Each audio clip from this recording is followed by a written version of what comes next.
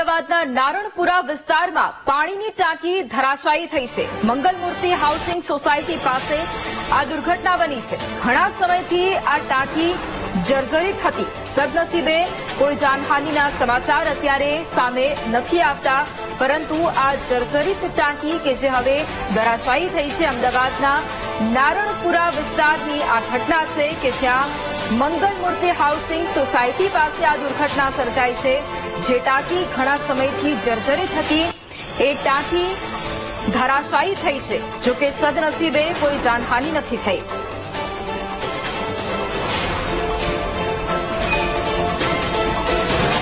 તો અમદાવાદના નારણપુરા વિસ્તારમાં પાણીની ટાંકી ધરાશાયી થઈ છે। મંગલમૂર્તિ હાઉસિંગ સોસાયટી પાસે આ દુર્ઘટના સર્જાઈ હતી। ઘણા સમયથી આ પાણીની ટાંકી કે જે જર્જરિત હાલતમાં હતી, સદનસીબે કોઈ જાનહાનિના સમાચાર અત્યારે સામે નથી આવ્યા, પરંતુ જે ટાંકી છે તે ધરાશાયી થઈ તે બાદના દ્રશ્યો પણ સામે આવ્યા છે। હવે જે કાટમાળ છે તેને હટાવવાની પણ કામગીરી હવે શરૂ કરવામાં આવશે।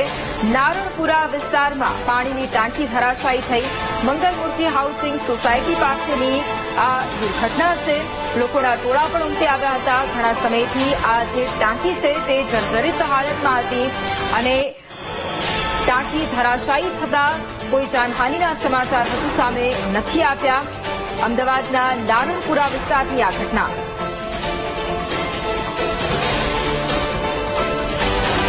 તો મંગલમૂર્તિ હાઉસિંગ સોસાયટી પાસેની આ દુર્ઘટના છે કે જે ટાંકી ઘણા સમયથી જર્જરિત હતી તે હવે ધરાશાયી થઈ છે। સંવાદદાતા દીપક ફોન લાઈન પર છે। દીપક, અમદાવાદના નારણપુરા વિસ્તારમાં પાણીની ટાંકી ધરાશાયી થવાની ઘટના અત્યારે સામે આવી છે, શું વધુ જાણકારી?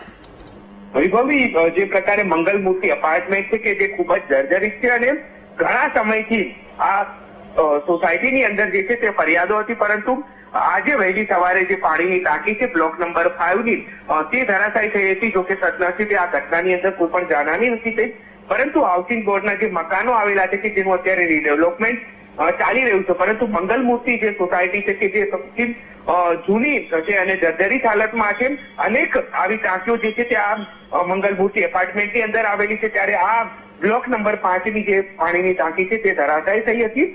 જોકે હાલ કોઈ પણ જાનહાનિના સમાચાર નથી મળી રહ્યા, પરંતુ જો હજુ એસ્ટેટ વિભાગ જે છે તેના દ્વારા અહીં જે જર્જરિત આવાસો છે અને જર્જરિત પાણીની ટાંકી છે તેને ઉતારવામાં નહીં આવે તો મોટી દુર્ઘટના બની શકે છે। વૈભવી, બિલકુલ આભાર દીપક તમામ જાણકારી માટે।